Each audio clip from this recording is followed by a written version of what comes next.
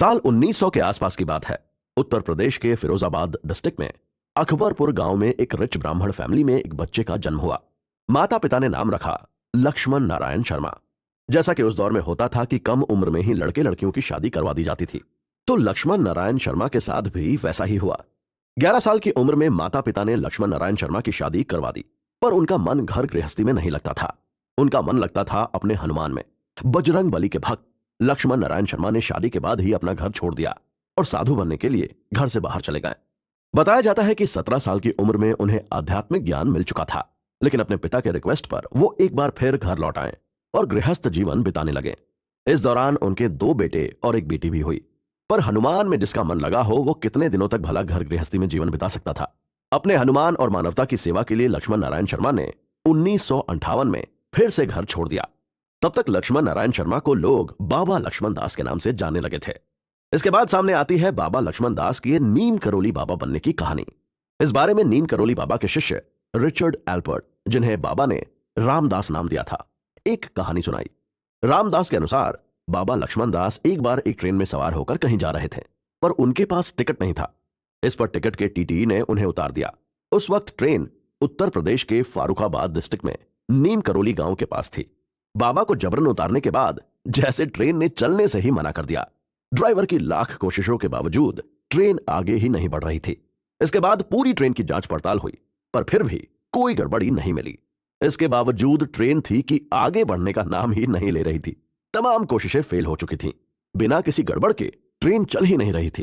पर किसी पैसेंजर ने सजेस्ट किया कि जिस साधु यानी जिस बाबा को इस ट्रेन से जबरन उतारा गया है, उन्हें वापस बिठा लिया जाए तो शायद ये ट्रेन चल दे। उस यात्री का यह सजेशन सबको पसंद आया और बाबा से सब रिक्वेस्ट करने लगे कि वो फिर से ट्रेन में आकर बैठ जाएं। कहा जाता है कि उस वक्त बाबा सबकी रिक्वेस्ट पर ट्रेन में फिर से सवार होने के लिए राजी तो हो गए, पर उन्होंने 2 शर्तें रखी। एक तो यह कि रेलवे उसी जगह पर यानी नीम करोली में एक स्टेशन का निर्माण करवाएगा। दरअसल बाद में ऐसा माना गया कि बाबा को सभी दिक्कतों का खुद ही पता चल जाता था और नीम करोली गांव के लोगों को ट्रेन पकड़ने के लिए कई मील पैदल चलना पड़ता था, क्योंकि नियरेस्ट स्टेशन वास्तव में गांव से काफी दूर था और वहां तक जाने के लिए कोई साधन भी मौजूद नहीं था। इसलिए बाबा ने यह शर्त रखी कि वहां स्टेशन का निर्माण करवाया जाए। दूसरी शर्त बाबा की यह थी कि रेलवे कंपनी आगे से ट्रेन में सफर करने वाले सभी साधुओं के साथ अच्छा बर्ताव करेगी। उस वक्त रेलवे के ऑफिशियल्स ने बाबा लक्ष्मण दास की यह बातें मान ली, तो बाबा ट्रेन में सवार हो गए। बताया जाता है कि तब बाबा लक्ष्मण दास ने मजाक भी किया था कि भला मेरे ट्रेन में सवार होने से वो कैसे चलने लगेगी, पर चमत्कार हो गया। जैसे ही बाबा ट्रेन में सवार हुए, इंजन स्टार्ट हो गया, लेकिन ट्रेन तब भी आगे नहीं बढ़ रही थी। इस पर बाबा ने ट्रेन के ड्राइवर्स को आशीर्वाद दिया, जिसके बाद ट्रेन चलने लगी। बाद में रेलवे ने अपने वादे के अनुसार नीम करोली में एक स्टेशन का निर्माण करवाया भी। नीम करोली में बाबा लक्ष्मण दास ने कुछ समय बिताया।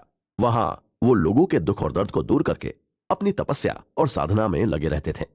इसके बाद देखते ही देखते वहां के लोगों ने उन्हें नया नाम दे दिया। वहां के लोग उन्हें नीम करोली बाबा कहने लगे और बाबा लक्ष्मण दास धीरे धीरे इसी नाम से फेमस होते चले गए। नीम को कई जगहों पर लोग नीब भी कहते हैं, इसलिए बाबा का नाम भी कई बार नीम करोली बाबा की जगह पर नीब करोली बाबा के रूप में भी सामने आता है। हालांकि दोनों ही नामों का मतलब एक ही है। कहा जाता है कि इस घटना के बाद नीम करोली बाबा ने पूरे नॉर्दर्न इंडिया का भ्रमण किया और उस टाइम पर उन्हें अलग अलग नामों से पुकारा जाने लगा था। इसमें से एक नाम लक्ष्मण दास तो पहले से ही था। इसके अलावा उन्हें हांडी वाला बाबा और तिकोनिया वाला बाबा भी कहा जाने लगा। कहा जाता है कि नीम करोली बाबा घूमते घूमते गुजरात के ववानिया मोरबी पहुंचे। वहां भी उन्होंने तपस्या और साधना की थी। वहां उन्हें तलाइया बाबा के नाम से भी जाना जाने लगा था। वहीं उत्तर प्रदेश के वृंदावन में रहने वाले लोग उन्हें चमत्कारी बाबा यानी मिरेकल बाबा के नाम से जानते थे। दोस्तों, वैसे तो भक्त नीम करोली बाबा को हनुमान जी का ही अवतार मानते हैं और उन्हें भगवान कहते हैं, पर नीम करोली बाबा ने कभी इस बात को नहीं माना। बाबा के माथे पर ना तो तिलक होता था और ना ही गले में माला और ना ही वो कुछ और पहनते थे। सादे कपड़ों में रहने वाले बाबा एक आम आदमी की तरह ही जीवन जीते थे। यहां तक कि बाबा ने कभी भी अपना पैर तक किसी और को छूने नहीं दिया। हालांकि अगर कोई बाबा के पैर छूने की कोशिश करता तो वो उसे श्री हनुमान जी के पैर छूने के लिए कहते थे। दोस्तों, बाबा जी और श्री हनुमान जी के बीच क्या रिश्ता था? आखिर कैसे वो हनुमान जी के इतने बड़े भक्त बने और लोगों की भलाई के लिए उन्होंने क्या क्या पावर्स हासिल की और कैसे की, ये सब जानने के लिए चलते हैं हम अपने अगले एपिसोड में। तब तक कहीं मत जाइएगा। दोस्तों, बाबा नीम करोली हनुमान जी के बहुत बड़े भक्त हैं और बताया जाता है कि उन्होंने उनके लिए 13 सालों तक केव यानी गुफा में तपस्या की थी। कहा जाता है कि इसके जरिए उन्हें बहुत सी पावर्स यानी सिद्धियां हासिल हो गई थीं, जिनका इस्तेमाल बाबा नीम करोली लोगों की भलाई के लिए किया करते थे। बाबा नीम करोली के भक्त तो यहां तक मानते हैं कि उनकी तपस्या से खुश होकर हनुमान जी ने खुद उन्हें दर्शन दिए थे और ये सारी शक्तियां उन्हें दी थीं। बताया जाता है कि बाबा नीम करोली एक ही टाइम में एक से अधिक जगह पर प्रेजेंट रह सकते थे। वो अपनी हाइट घटा या बढ़ा सकते थे, फ्यूचर देख सकते थे और लोगों के माइंड्स को पढ़ सकते थे। लेकिन बाबा नीम करोली ने कभी इस बारे में अपने मुंह से कोई दावा नहीं किया। वो तो केवल श्री राम का नाम जपते रहते थे। बाबा नीम करोली को तो भक्त हनुमान जी का ही रूप मानते थे और इसके भी कई कारण थे। दरअसल बाबा नीम करोली और हनुमान जी में कई समानताएं थीं। हनुमान जी की तरह ही नीम करोली बाबा भी हमेशा श्री राम के नाम में लीन रहते थे और उन्हीं का नाम जपते रहते थे। नीम करोली बाबा की सिद्धियां भी इस बात पर काफी हद तक मुहर लगाती थीं। इन सब शक्तियों के साथ ही सभी तरह की जानकारियां यानी नॉलेज होने और नेचर पर पूरी तरह से कंट्रोल होने के बावजूद नीम करोली बाबा में अहंकार का जरा सा भी अंश नहीं था। वो हमेशा डाउन टू अर्थ ही रहे। नीम करोली बाबा का जीवन पूरी तरह से सादा जीवन उच्च विचार की मिसाल है। उनका हर एक्शन पूरी तरह से प्योर लव का एग्जाम्पल है। उनका प्रिंसिपल पूरी तरह से दूसरों की सेवा की ही सलाह देता है और वो दूसरों की सेवा के लिए हमेशा तत्पर रहते थे। वो तो यहां तक कहते थे कि एक बार मैंने तुम्हारा हाथ पकड़ा, उसके बाद तुम मेरा हाथ छोड़ सकते हो, पर मैं कभी तुम्हारा हाथ नहीं छोड़ूंगा। नीम करोली बाबा के चेहरे पर हमेशा एक डिवाइन स्माइल बनी रहती थी, जो लोगों को अपने लव मैग्नेट से अपनी ओर खींच लेती थी। दोस्तों, ये नीम करोली बाबा का अनकंडीशनल लव ही था कि जो भी उनके पास आता था वो बिना किसी तरह के डिस्क्रिमिनेशन के उन्हीं का होकर रह जाता था। जैसे कि आपके पेरेंट्स चाहते हैं कि आप एक अच्छे और सक्सेसफुल इंसान बने, आपके प्रोफेसर चाहते हैं कि आप एक अच्छे स्टूडेंट बने, आपके फ्रेंड्स चाहते हैं कि आप उनसे प्रेम करें, आपका पार्टनर चाहता है कि आप उनको टाइम दें, आपका बॉस चाहता है कि आप ज्यादा से ज्यादा काम करें। पर श्री हनुमान जी और बाबा नीम करोली ने कभी किसी से कुछ नहीं चाहा। उन्होंने हमेशा सभी को अनकंडीशनली प्रेम किया, बिना ये देखे कि वो कौन है और उसे ब्लेसिंग मिलनी भी चाहिए या नहीं। शायद यही शक्तियां थीं जिनके कारण भक्त बाबा नीम करोली को श्री हनुमान जी का ही रूप माना करते थे। नीम करोली बाबा की सीख आज भी उनके भक्तों को आगे बढ़ने की इंस्पिरेशन देती है। नीम करोली बाबा कहते थे कि ईश्वर के प्रेम यानी लव ऑफ गॉड को छोड़कर सब कुछ इम्पर्मानेंट है। उनका मानना था कि यदि आप भगवान को देखना चाहते हैं तो मन की इच्छा को मार डालो, और यदि कोई इच्छा यानी डिजायर है तो उस पर कोई कदम ना उठाएं।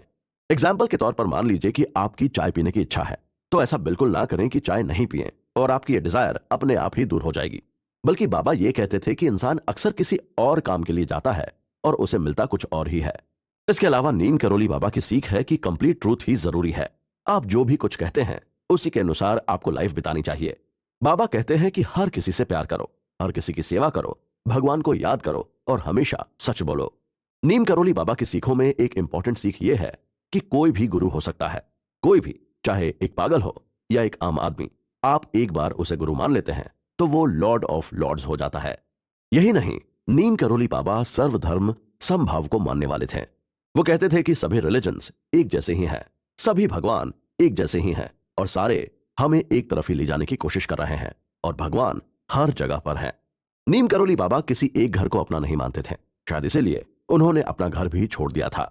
उनका मानना था कि पूरा यूनिवर्स ही हमारा घर है और इसमें रहने वाले सभी लोग हमारी फैमिली ही तो हैं। वो कहते थे कि किसी एक खास रूप में भगवान को देखने की कोशिश करने के बजाय उन्हें हर चीज में देखना चाहिए। वो हर चीज में मौजूद हैं। बाबा कहते थे कि लस्ट, ग्रीड, एंगर, अटैचमेंट तो ऐसे रास्ते हैं जो हमें नर्क तक ले जाते हैं। इसलिए भगवान की बताई हुई बातों को ध्यान में रखना ही हमारे लिए सबसे अच्छी और सबसे बड़ी सर्विस है। ऐसे में हर वक्त हमारे माइंड में भगवान ही होने चाहिए, उन्हीं की इमेज हमारे दिमाग के अंदर होनी चाहिए। नीम करोली बाबा कहते थे कि अगर हम एक दूसरे से प्रेम नहीं कर सकते तो हम कभी भी अपना गोल अचीव नहीं कर पाएंगे। वो मानते थे कि ये पूरी दुनिया ही एक इल्यूजन है। इसके बावजूद हम लोग चिंता करते रहते हैं क्योंकि हम उससे जुड़े होते हैं, अटैच्ड रहते हैं। नीम करोली बाबा अपने भक्तों को बताते हैं कि जब आप उदास होते हैं तो दर्द में होते हैं, या फिर बीमार होते हैं, या जब आप किसी के भी क्रिमेशन में गए होते हैं तो आप एक्चुअली जीवन के कई सच को सामने देखते हैं। बाबा मानते थे कि भगवान को देखने का सबसे अच्छा तरीका यही है कि उसे हर एक रूप में देखा जाए। इसलिए वो कहते हैं कि दुनिया की सारी चीजों से माइंड को निकाल दें। इसलिए वो कहते थे कि दुनिया की सारी चीजों से माइंड को साफ करें। अगर आप अपने माइंड को कंट्रोल नहीं कर सकते तो भला आप भगवान को कैसे रियलाइज करेंगे। दोस्तों, नीम करोली बाबा के बताए ये वो ट्रूथ हैं जो किसी को भी अध्यात्म की ओर ले जाने के लिए काफी हैं। नीम करोली बाबा के चमत्कारों को भले कोई माने या फिर ना माने, उन्हें हनुमान जी का रूप माने या ना माने, एक आम आदमी की ही तरह उनकी कही गई बातें किसी भी व्यक्ति की लाइफ को चेंज करने के लिए काफी है। और अगर नीम करोली बाबा के बारे में उनके भक्तों ने इतनी सारी बातें कही हैं, तो वो ट्रूथ के करीब तो होंगी ही। नीम करोली बाबा के चमत्कारों को ऐसे ही पूरी दुनिया में थोड़े ही मानते हैं। देश दुनिया में उनके भक्तों, उनको मानने वालों की इतनी बड़ी संख्या ऐसे ही थोड़े ही ना है। दोस्तों, नीम करोली बाबा की पर्सनल लाइफ के बारे में हमारे पास जितनी कम जानकारियां हैं, उतनी ही ज्यादा उनके मिरेकल्स की जानकारियां उनके भक्तों की ओर से टाइम टाइम पर हमारे सामने आती रहती हैं। नीम करोली बाबा के ऐसे ही एक भक्त थे, हार्वर्ड यूनिवर्सिटी के प्रोफेसर मिस्टर रिचर्ड एल्पर्ट, जिन्हें बाबा ने नाम दिया था रामदास, जो आगे चलकर बाबा रामदास के रूप में जाने जाने लगे। बाबा रामदास ने पूरी दुनिया में नीम करोली बाबा की सीख तो फैलाई ही, उनके चमत्कारों पर बाकायदा उन्होंने एक किताब भी लिख डाली। Miracle of love stories about Neem Karoli Baba नाम की इस किताब में भी यही बताया गया है कि आखिर कैंची धाम आश्रम से जुड़ा क्या चमत्कार सामने आया था और ये आश्रम कब और कैसे बना। तो कैंची धाम आश्रम से जुड़े चमत्कार के बारे में जानने के लिए हमारे साथ बने रहिए।